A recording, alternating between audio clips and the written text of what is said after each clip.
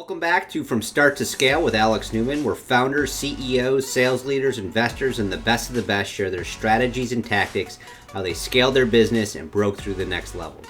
Hear what worked and what didn't so you can avoid critical mistakes and scale your business. Now let's get into it. Today's guest is Adam Burrows, co-founder and managing partner at Range Ventures, early stage venture capital firm backing the best tech entrepreneurs in Colorado, one of my favorite places. Previously, he was the chief business officer over at Guild Education in the edtech space. And before that, he held multiple senior VP level jobs over at Home Advisor, which everybody knows, public company. Knows a thing or two about building businesses. And we're going to talk some scale today. Excited to have you here. Welcome to the show. Thanks, Alex. Excited to be here.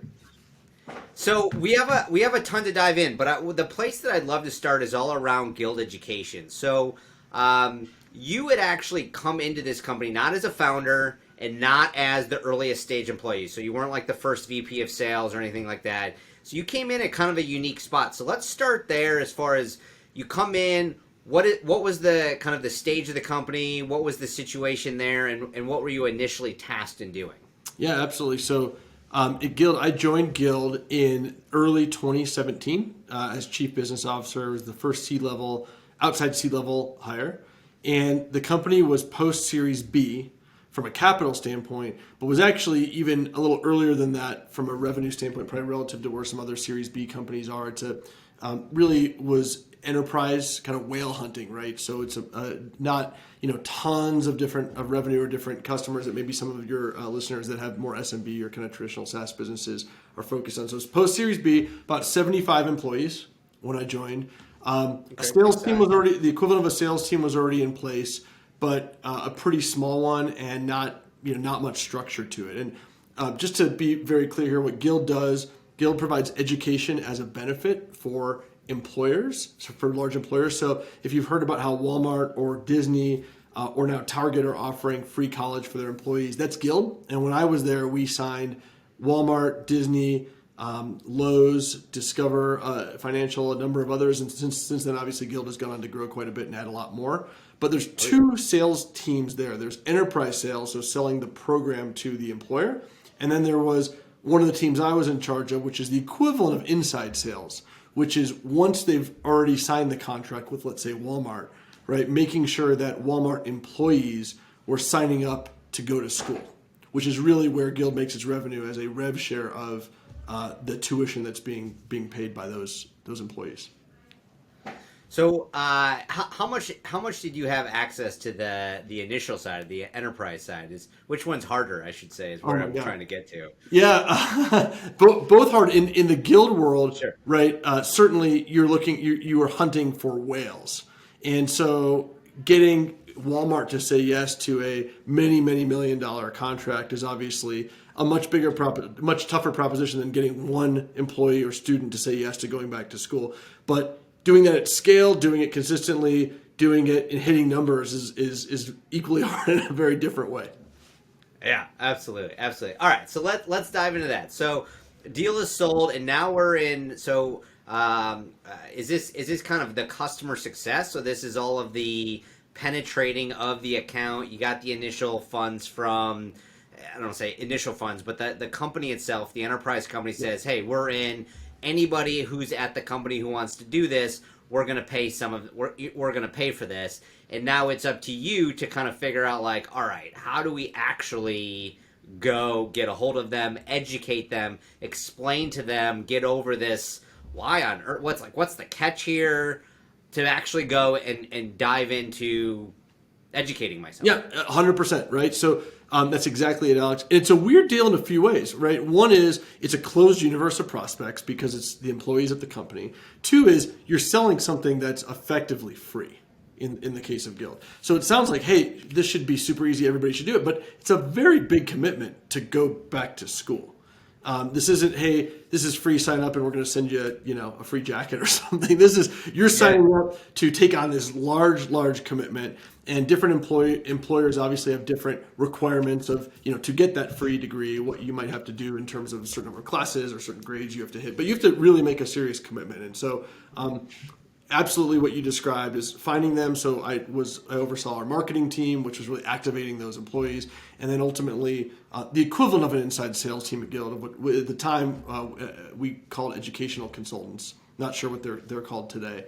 But really we're this consultative role where, yes, their job was the equivalent of inside sales, of get someone to say yes, enroll in school, but also really we're playing that consultative role with regard to, okay, like what are the considerations? What's this program really mean? What are the different options in terms of universities or programs, and how might that connect to your larger career goals?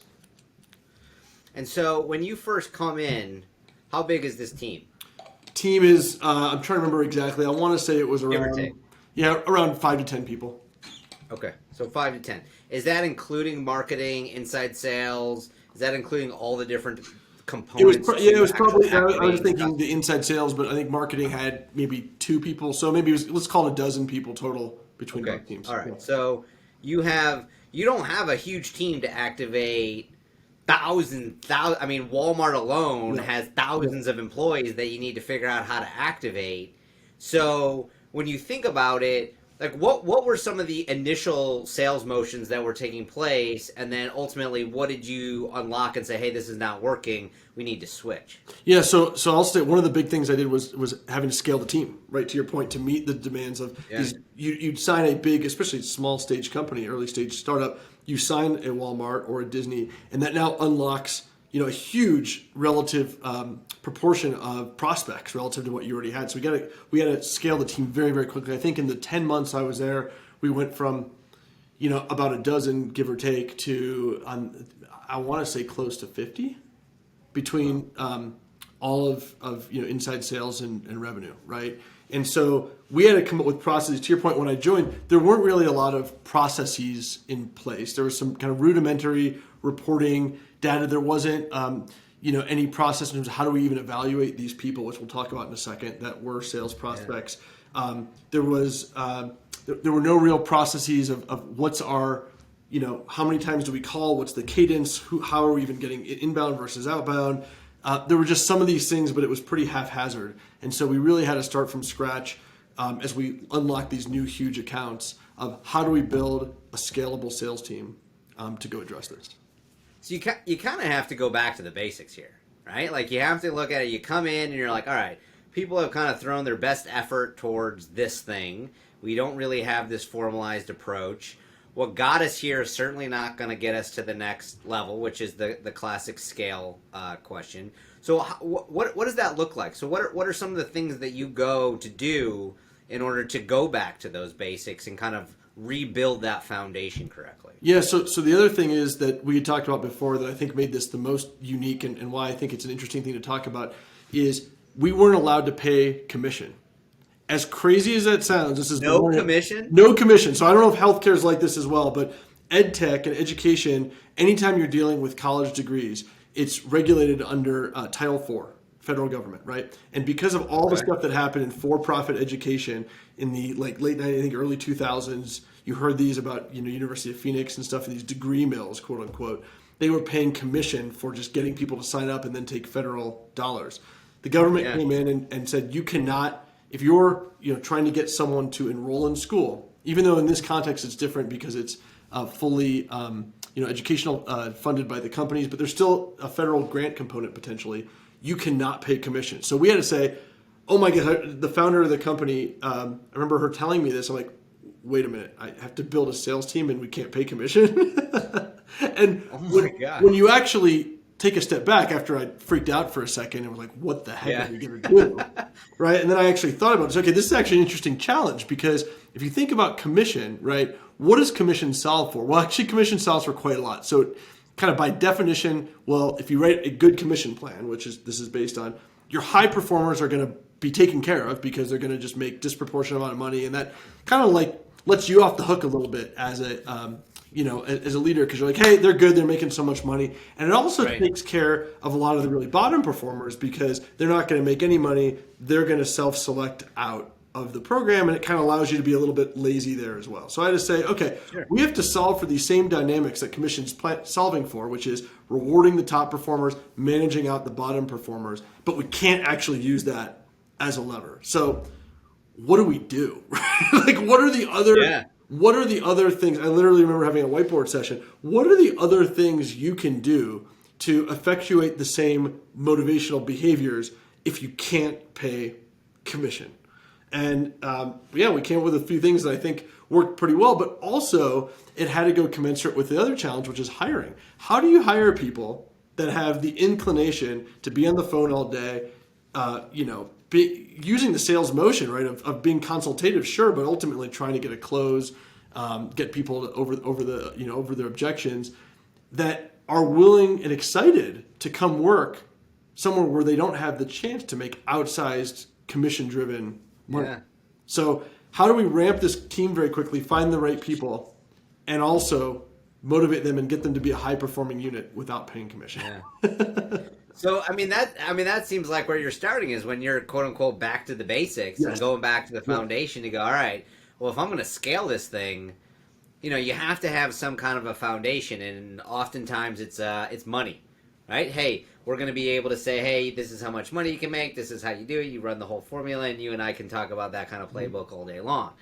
But now you're saying you have to not only hire people, you have to motivate them, you got to identify the top performers, you got to build this out, because the way, if I understand correctly, the way that you would actually collect the money from a Walmart is the more people who do this training, the more money that Guild makes. Effectively, right? So rev share, so they have to stick with it as well. It's the equivalent in a commercial of, maybe a back-end payment or retention payments or whatnot. But yes, you have to enroll in order for Guild to get paid. Correct. So how'd you do it? I don't even how do you even get started? So I think you identify some things. Let's do that. Let's start with, you identified these two main things. High performers are going to be taken care of. Bottom of the people are going to essentially opt out. You're looking at what are the things that you initially thought of from your initial hypotheses. Maybe we start there around, what do I think is going to be similar to those same kind of behavior or same triggers to issue the same kind of behavior? Yeah. So I think the first place it starts, Alex, is especially as we were scaling the team, it starts with hiring. Okay, it starts with hiring and identifying the right kind of people. And so as I built the team, we're building a team structure. So I hired a director of sales. We ultimately had a director of sales, hired several sales managers, both internal promotion and external, combination of the two, and let them very upfront know the exact same challenge. This is what we're solving for, right? We're going to be every bit as high performing as any inside sales team, but we're going to do it with one hand tied behind our back. But we're going to solve for it by being super creative. So it was about hiring people, and also hiring people. I want to say this in this case, and I don't know how applicable this is to other companies, but it was hiring people who would never in a million years consider a sales job, right? If they were considering this job versus another sales job, why would they not take another sales job? They can make, if they're good, if they're really good, they can make a lot more money, right? Yeah. It was somebody who, we had to interview people who would never look for a sales job, so we titled the position certainly differently, right? And it was valid and real in terms of, it really is your number one job is to consult, be an educational consultant, be an expert, help get students into the right course that's going to be great for their careers. But also somebody who had the raw abilities, talked back to basics there too, the raw abilities of a salesperson, right? Do you love to talk to people? Are you fearless, right? Do you love to help people, right? Do you love to, will you convince people? Are you good at convincing people of things, right? Things that are the raw attributes of a top salesperson, but in the body of somebody who would never consider themselves a salesperson, right? And it then has to be somebody who's motivated by, and in Guild's case this is easy, the intrinsic mission of the organization. In this case, help people access, career advancement, educational opportunities in an affordable way. That's something that a lot of people can say, hey, that's my mission here. I'm excited to hit that finish line or achieve that goal in the same way I'd be excited to go ring the bell and go, sell a piece of software. But instead of that, I'm doing that for money, here I'm doing it for the intrinsic value of helping this person, right? And so that's on the hiring side, back to basics. Once we get them in the door, there's a whole other set of things we did to build the team. So a few things we did, and I think these are lessons that can be really broadly applied, because if you're in an organization and you say, hey, I'm going to build the best commission plan possible, it's going to take care of 80% of the challenges, right? Like we talked about. But to build like a best-in-class, best-in-the-world sales org, you can layer on these extra 20%, which are the things we had to do exclusively, that I think you combine those with a commission plan, you've got the opportunity to build just an unbelievable sales machine. And so what we did, I'll give you a few of the tactics, aside from hiring the right people. One, you think about what can motivate high performers and make them feel really, really good. Well, a big thing is recognition. Recognition, right? And not just dollars, but recognition, and particularly recognition by somebody's peers. So what we did in that front is we spent a lot of time, we're really thoughtful about creating regular awards that were voted by people's peers. So what that forces you to do, right, is it forces you to not only be good on your own right, because people see who's good and people recognize it, but you've also got to be helpful and collaborative. And this is one of the things that you run into problems with on sales teams, where you have somebody who's an amazing salesperson, right? God, I wish they would help everybody else become a little bit better and see what they're doing. And there's not really a motivation to do that if you're just out for your own commission check. But here, one of the things you're going to be rewarded on is if you're spending that extra time and helping your colleague next door get really good and do a good job, they're going to vote for you to win, whatever awards we were giving away, right? Which included, meaningful cash amounts, recognition in front of the whole group, lunch with the CEO, all kinds of stuff. So that was a really big component. And as a minimum, to even be eligible for this, as voted by your peers, right? We did do. So you had a minimum, you had a floor that you had a floor to be considered, right? To be a finalist, we had certain performance metrics. We couldn't track or reward the ultimate performance metrics, i.e., how many students did you actually get to go to school? But we could certainly track one input, which are productivity metrics. So we did. That was one thing we did. We put in place really, really good systems to track productivity metrics. How many people did you talk to? How many minutes did you spend on the phone? Right? That just things like that aren't dispositive. Right? You can be an incredible salesperson with less minutes on the phone, or you could be not very good with more. Yeah. But there's kind of a minimal amount of you're doing an okay job, right? You're really working hard, and so you hit a minimum criteria, then you were eligible for being voted by your peers as being a stud. And then the next thing we and I'm sure you got a bunch of details on these, but I got a million questions, but keep going. I want to get through these. The other thing that we did that was a pretty big deal is we put, I think, peer pressure. So in addition to collaboration and recognition, peer pressure is another component. And how did we do that? Well, we had monitors put up, and we used a program called Ambition.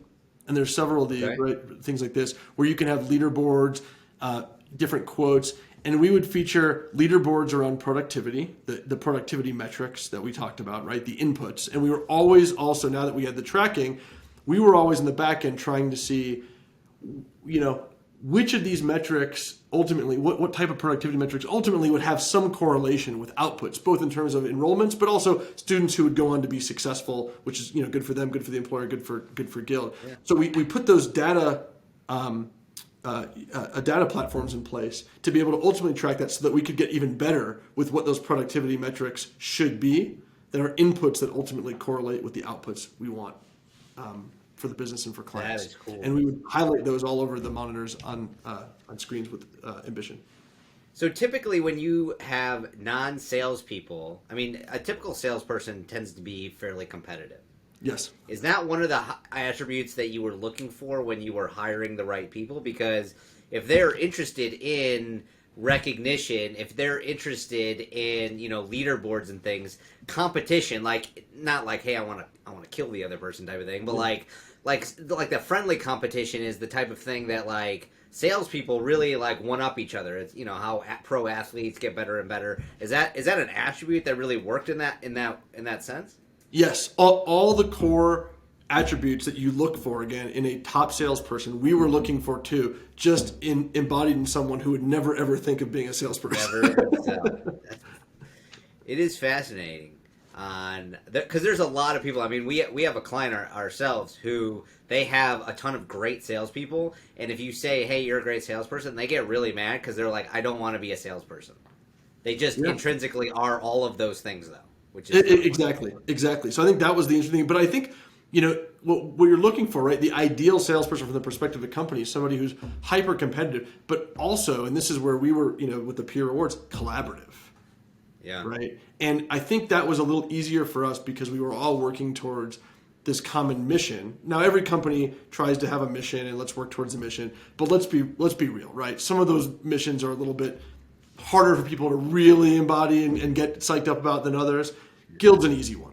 This is an easy one. This is like something we all feel really good about, is good for society. You're helping people all the time. Surfacing, and by the way, that's one of the things too, surfacing a lot of these, talk about recognition and really feeding like what the motivation is for people. It's not money, it's this mission and reward. And so we actually invest in the marketing team in a person who was internally, going out and filming experiences with Guild students and these incredible stories of people whose lives were changed by education, and would go back to one of the educational consultants. Hey, so-and-so really helped me understand what this program was about, helped me understand what a difference this could make in my life. And I've gone on to, graduate from college ultimately, right? Or get this promotion and these incredible, legitimate feel-good stories. So surfacing those all the time and associating them with the person who was the original, gatekeeper of the front door is another way to keep that momentum going.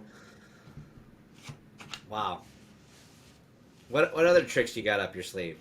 You got hiring, you got recognition as a motivation, and we can dig into that more. You got talking about a little bit of that leaderboard, competition, peer pressure. Yep. Did you do anything else from an initial basic foundation? Yeah, I think. Just want to make sure we. So we talked a little bit. This is about how we were able to go highlight those top performers more often. You're going to have bottom performers. You're going to have people who just are not able to make it work for whatever reason. And without commission, how do we make sure that we're on top of that? Because if you don't do anything, if left to your own devices, those people could just languish and kind of still stay there forever, right? Because they're going to make the same paycheck as everybody else. Sure, they're going to get their annual review, and they won't get the same, like a raise or promote on a promotion path, but it's not the same uncomfortableness they're going to feel but yet you as a business want them to get out quickly. So that was one where we really put this on the managers and said, you need to know at all time, like, who are your bottom performers, right? On your team of 10 or 12 reps, who are your bottom performers? And just being as their manager, holding them accountable. We always know there's one or two bottom performers on a team, right? Making sure that the managers were recognizing who they were and coming with a regular cadence of who those people are. What are you doing to try to get them up to meet where they need to be? But just really putting that pressure on managers. That's the thing you're going to be evaluated on, is making sure everybody on your team is good. Oh, man. And so did you just use measurement of activities, and you use measurement on like your own set of performance metrics to be able to identify those top performers, and then you could develop those people more and more, and then you ultimately, looking back at what they did, you just figured out, hey, this is what our top performers are doing, and then that fed the model as far as like, okay, you know what, we missed here on this type of hire. Like, how much time did you spend just like analyzing performance and analyzing kind of like your hiring scorecard? A lot. 100. I mean, a lot. We had to be much more data driven. And again, none of this stuff is dispositive, right? But it was. We were trying to get leading indicators ultimately that we could then look to, and then to your point, create kind of this profile, because we were looking for a bit of a unique profile of candidate, which we could then feed back all the way to the kind of beginning of the model, right? What does this person look like? So I think what I would say in our case is we spent a lot of effort setting up the data and the tracking and the structures, more so I think than a traditional sales org might have to do, where you're like, okay, as long as we can reward sales appropriately, we can figure all the other stuff out on the back end, right? We had to set that up from the beginning. So when you think about that, you were talking about how you had a couple of salespeople, and then you also had some marketing people. Yep. You didn't talk about ops. You didn't talk about sales ops, rev ops. You didn't talk about any of the like typical supportive positions that you're going to see in a lot of organizations these days. And I know that, regardless of titles and that type of thing, like, you're talking about setting up a lot of data. You're talking about setting up some technology. You're talking about getting insights from some of this. What did the team look like as you started to grow, like from where it was to kind of where you got it to be? Yeah, so we did have, I mean, again, titles, everything, different companies. We had a Salesforce. Yeah. We use Salesforce. We had a Salesforce team with a couple Salesforce developers that our team worked super closely with. So whether you want to call that sales ops or whatever, Whatever. we had that function as well, which was critically important. And that team grew from like one person to, I don't know, I want to say 3 or 4 by the time I left. Yeah. And then marketing worked super closely, and then we ultimately, both teams had to work with ops in the back end, like every company, and I oversaw one with a bunch of different ops teams, but one of the ops teams, and then work with the client success on the enterprise sales, on the enterprise side, right? Because they would be in charge of saying, hey, reporting back to the client, making sure that enough students were being activated, and what was going on with that part of the world. Guild's a really unique, compelling, but really unique and complicated company. Yeah, no, it's fascinating because you don't hear a lot of ever not paying commission, but you were able to scale this team and create the revenue that you did. How do you talk a little bit about kind of striking this balance between competition and collaboration? How do you scale something like that? Yeah, it's a great question. It's always trying to strike the right balance. I think ultimately, right, as a leader of a sales org, my number one job is hiring directors and managers that ultimately have that right balance, right? Because I can control that. I'm like, okay, I got my directors or my managers, depending on how many you have. I can make sure that these 5 people or these 6 people, like, they've got the right combination. And if they've got the right combination, they can each be in charge of making sure that their team has the right combination. I think that's how it is, because people really, I think, respond to role models, particularly when you're hiring inside sales, like we were, inside sales people who are relatively junior in their careers, right? They've never had a job like this before, because this is a weird non-sales sales job. And so making sure we had great management and great alignment among the managers of here's what we're trying to do. And, as a fast-growing, chaotic startup, we were meeting, on the daily at times to calibrate on that. Wow. When you look back, what were some of your, like, if I had to do it again, I probably would have done it a little bit. Like, what are some of those key gotcha learnings? So I was only Guild for about a year. So luckily wasn't there long enough to have, things backfire, which I'm sure some of them did. And the people who succeeded me, probably were praising me and cursing me at various days. At the same time, yeah. At the same time, sentence. Yeah, depending on the day. I think calibrating on that right hire, it just took us time, right? We made some hires that I think we wish we hadn't, but we got there by the end, right? At first we just didn't know. And some of the stuff, Alex, as you know, and your listeners know, are mistakes you just have to make by doing, it's just trial and error. I think is the dynamic there. I think one of the things that was an interesting debate we always had at Guild was around this, because so much of the motivation had to be mission driven, right? Not just dollars and cents, but mission driven. And people were paid well and fairly there, but certainly not the outsized opportunities that come with commission. There was always debate around how mission driven the person had to be on the front end, right? You had people who would come in and say, I'll use a spectrum, right? Anywhere from, oh my God, this is the job I was born, like I need to do education. It's all I care about. Helping people go to college, right? I'm so motivated. It's all I want to do. To someone who's like, yeah, this seems like a really good idea, right? Or this seems like a really good mission, like to that extent. And where on that spectrum, what was the line to draw?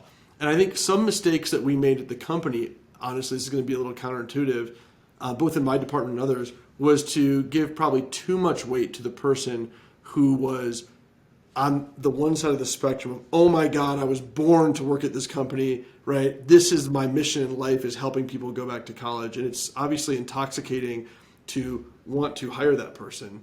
But ultimately what we got burned a few times was when we would hire somebody like that, sometimes that person would end up being disappointed, right? Why? Not because, the company was legit, the company mission really was that, but they were almost too cause-oriented and not recognizing that like this is a business and you have to build for scale sometimes. And any individual student or slash customer, right?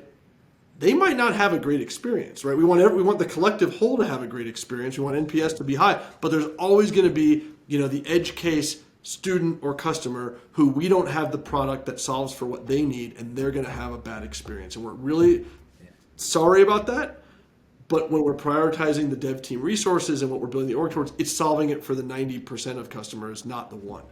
And we saw this time and time again where the person who was so mission aligned would have a really hard time letting go of that one who we couldn't solve for their needs, unfortunately.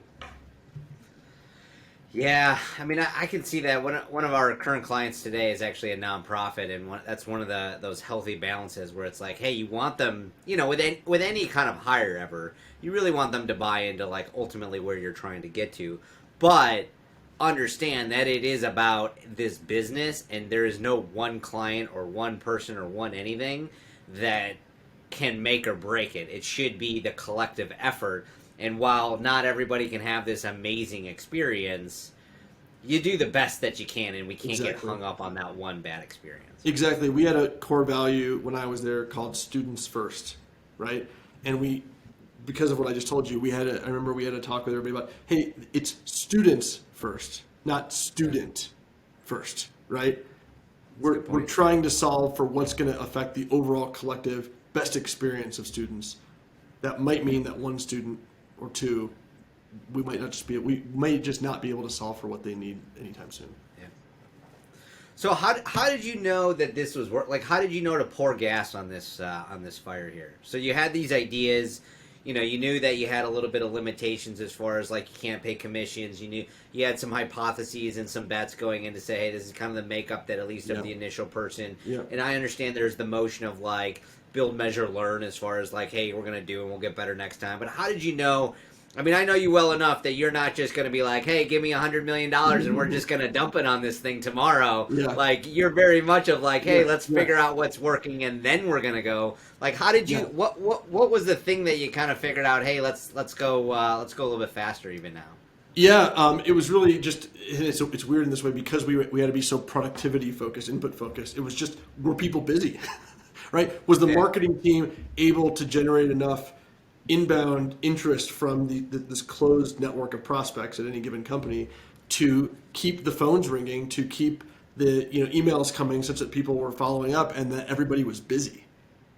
As crazy as that sounds, like it was, are people really busy? Are students' needs being met, right? Is everybody who is interested in going to school at a level serious enough to warrant having a conversation with somebody? Are all their needs being met, and are they being met quickly? Because this is also an expectation from, call it Walmart, right? Walmart also is putting out this program, and if I'm a Walmart employee and I have an interest in learning about it, if I got to wait a week to talk to somebody, that's a problem. Speed. Yeah, so it was speed. It was, are you busy, and speed of responsiveness is what was the kind of leading metric of like, okay, let's go keep hiring.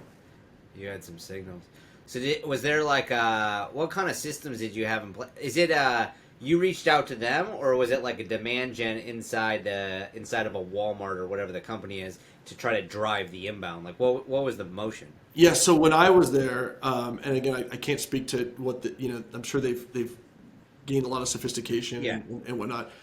We were primarily focused on demand gen internally and surfacing the people who were interested or hand raisers. We had this debate a lot when I was there, right? Of how much do we want to be going after people? But the thought was, right, this is free college. This is something that people know at a high level, at least enough to be curious, right? Potential value of. And so it's really about making sure that we created all the mechanisms for someone to express some interest, if they had any, right? All over the place. There's a lot of different touch points to do that. And then once they did express some interest, making sure that we could get to them very, very quickly with the exact right amount of information, right? Yeah. I mean, I guess if they're hand raisers, they're opting in. There's less of a sell there. in the beginning, it's really just creating awareness to be like, hey, did you even know this option was even in existence for you? Correct. Let the people who wanted to opt in, and it was more about helping, quote unquote, helping them buy versus convincing them to buy. But you Correct. had to be, Correct. you had to understand that buyer's mentality to go, what is the average person inside of Walmart thinking about being like, I can't do this, or how long is this going to take me, and does this take a time away from my family, and all the different types of things. You got it, exactly. It's helping them buy 100%. And those are, Yeah. what you just listed are, many of the common objections. That you would hear. That makes sense. That's right. That makes sense. Yeah. Let's talk a little bit about management and leadership, because I think that's one of the big areas of scaling that is not discussed enough about. So we talked a little bit about the individual contributors who were having conversations with all these people. But now you're saying that you had some directors, that you also had some managers. Like, what does the hiring profile even of that look like? How do you... most people are like, hey, let's ring the gong and, let's go get that sales money and smile and dial type of thing for those dollars. Like, how, that obviously changed your profile. Tell us a little bit about that. Oh, yeah. Alex, this was probably the hardest part, honestly. I felt really good. The team that we had built there, I felt really, really good about all of them by the end. But this was really challenging. The easiest thing to do would have been to just exclusively hire people from within the education industry already, because there, whether it be a for-profit university or whatnot, there were people who already kind of came up through this type of organization and understood and were comfortable with how this worked. That was a relatively small pool of people, and a lot of those companies are not the most cutting-edge, aggressive, forward-thinking companies that you want to interact with or feel like they've got the top talent. That said, that was one pool, and we did hire some people from there that were great, right? But that was only one pool. I wasn't going to be happy with saying, hey, we're going to build this cutting edge, venture scale company in ed tech with only people who come from, the previous generation of ed tech. So we had to incorporate some of those people with people who had really come from more just traditional tech companies. And it was hard.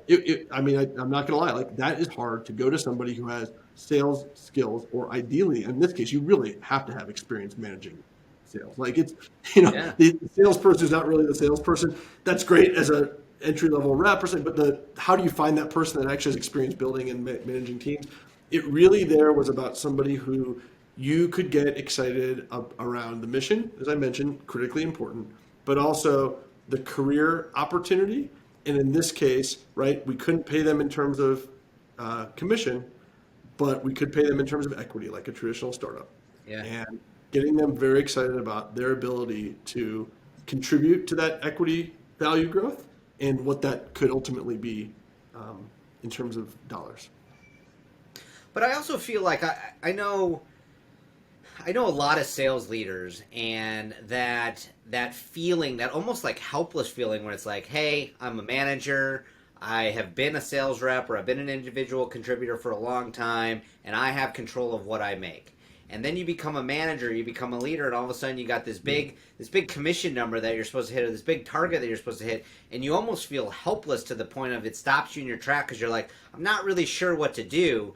And it's almost like in this case, you remove that for them and go, hey, just go do what you go do. Like, teach your team how to go execute. Teach them how to help them buy, how to help. And if you're buying into that mission, it's almost, they've opted in. Like, the people are opted in, and then they're getting that advice. They're getting the experience. They're getting everything to go, all right, this is actually how to be a leader. And then in a couple of years or whatever they choose to do, they can go hop out and go to a different commission-based leadership. And it almost is an interesting career trajectory. And Alex, it's interesting. I just on LinkedIn seen people who did start in that organization guild have gone into a variety of things. Some of them actually have. Maybe this was what they realized. Oh, I do like this sales thing, right? And they've actually gone on to commission-based things because they want to go make more money more quickly. A lot of them have stayed at Guild and moved up in that organization or gone into other roles. The thought was, and Guild has gotten to the scale where it was really hard to hire those people initially. I think the people really enjoyed it, to your point. The people who bought in kind of really enjoyed it. But also, once we had that initial layer in place, if we were hiring right and we were training right, the idea was the next generation, we should never have to hire externally ever again, right? And we should be able to get everybody, and I think that's what's happened. We don't need to spend a lot of time on it, but there was something I really admired the most about my previous company prior to Guild was Home Advisor, which was a traditional inside sales juggernaut. Had 1,000 reps, and sounds like the craziest thing ever, but what's true is a world-class inside sales org. I don't think until we got to over 1,000 reps did we ever hire a management level person from the outside. Wow. Within that organization. And that's something I admired and took with me, was that ability to really develop and provide the career path internally to, once you have 1,000 people, right? The people who were at the SVP level were people who started at reps at Home Advisor. And they were incredibly competent, talented people. I think, we don't have to talk about it on this one, but to be able to be an individual contributor or going to look for a job and understand where you enter the organization and how you get to the next level or the next levels is really important. To go to a Home Advisor that is that's a massive company, obviously, right? They're public now. But you look at it and you say, hey, we really focus on developing our people. Same thing that goes for Guild is if you're developing your people, and you should never have to hire from the outside except from the earlier roles, because that's how you just move up. I mean, what better place do you want to go? Then you are not just going and being, some mercenary hire that's told to do this, or it's not a churn and burn factory when it's like, yep, okay, we're going to just, get rid of the bottom 10 or 15%, blah, blah, blah, blah, blah. It's always going to be, our expectation is when you come in, you move to the next level. Yes. That's what we expect you to do. Exactly. And Alex, I think this is something, going back to my previous point, I think this is something that people don't reward enough in organizations broadly, right? I mentioned the idea of the peer recognition and getting bonused based on that. I think that's important to get collaboration. But I think also this idea, and this is not just in sales, but in any part of an organization, really rewarding people for what their mentees or people they've hired or brought in, what they go on to do. I remember seeing this at Home Advisor because I was there for 8.5 years. There'd be some people where, the people on their team, they were fine, but they always just stayed in that part of the org. There were a couple people, and I always aspired to do this and think and feel pretty good about what I did on this front, but a couple people where the people on their team ended up, 5 years later in all kinds of leadership roles throughout the organization. And those are people actually were like, that person needs to be recognized for the value they're bringing to the greater org in terms of developing people. Yeah. And then I think if you actually rewarded that, you get more people doing it. Yeah. No, I mean, everybody is seeing what's happening in the org. And then they're also telling people, all those are going to be recruiting, hey, you should come work at this company. This is amazing. They really treat us with respect, and then you can go anywhere inside the org. I think unfortunately, there's so much it's all about the short term. No one's thinking, that's going to take forever to happen. And then they look back over the last 2 or 3 years and they wonder why there's a high level of churn, or they can't figure out the playbook or the process or whatever it is. That's really interesting. Yeah. I think as terms of young people or people earlier in their career deciding where to go, I think that's a huge deal, right? It's to your point, the short term, it's tempting to just say, hey, I'm going to go, who's going to pay me the most today, which is probably going to be a larger company, right, with a more established sales process. But the only way to take the elevator up in your career, not just the escalator, is by going early, taking risk, and moving up, getting a little lucky because the company's got to grow too. But if you're there, if you do great work and you picked right in terms of the company, that's the way to take the elevator up in your career. Yep. Well, that's an interesting thing for all the founders, all the leaders who are listening, is if you build the organization correctly, and going back to your very, very first point as far as identifying your ideal customer profile, in this case, the person that you're hiring, the quote-unquote salesperson, you identify that person correctly, but then also build the path for them to be able to flourish, treat them with respect, give them the ability to be developed, to understand what the bigger mission is, and align in more ways than just, hey, go ring this bell as many times as you want. You're going to have less churn across your employees. You're going to have happier customers. Exactly. You're going to have people figuring out all these different types of things, and then they can start to sprout into the other parts of the organization, because if they're coming in as, hey, I don't want to be a salesperson, they can effectively leave your department into a different part of the organization and bring some of those sales tidbits and things that maybe they don't identify that they're a salesperson, but it's still those attributes and those skills come out. Absolutely, and that's really, Alex, to your point. I mean, that's really valuable. Having experience on the front line with your customers is valuable experience in every other part of the organization. And I think Guild has really benefited from that knowledge permeating into other departments. That's huge. Adam, this is awesome. I got a couple last questions. Anything else that you can part some wisdom with us and the audience on this experience throughout scaling Guild? Yeah, I think one of my favorite, and I've written a blog post, I think I need to refresh this, about whenever you're at a startup, and Guild was one that was certainly a rocket ship in terms of growth, has continued to be, and by all accounts looks to be a incredibly successful mature company ultimately. Everything always feels fucked up at every part. So what we were talking about, every step of my experience there, it always felt chaotic. It always felt fucked up. It always felt like we had no idea what we were doing. And that's in a company that ended up being successful. And so I think for folks to remember that when you're in the trenches and things feel like that, that's just the game. It always feels like that. Yeah, it's one of those things where it's like, how do you want to define the fucked upness, right? Because in one company it's this way, but if you go to another company, it's still there. It's just painted like a different color, or look something else. It's still there. They're always fucked up in very different ways. Yeah, it's the perks of being in a startup. No, Yeah. that's really, really good advice. What would you say to people who are looking for more resources? You have a favorite book, favorite resource that you recommend founders, sales leaders get a hold of throughout this scaling journey? Yeah, so I spend most of my time now running a venture fund, and so think more holistically around founders and kind of company building overall. It's a little cliche, but I just think it's a good book. Is The Hard Thing About Hard Things by Ben Horowitz. A lot of people recommend that, but for good reason. It's one of the few books written by a founder who scaled, who gives you a little bit more of the straight scoop and more tactical experience versus just the super high level theoretical dynamic here. Because I think some of the classic business books that just speak in terms of theory or best practices, when you're in the trenches and you're early stage, right, the company as a founder, the company is going to be built in your image, like it or not.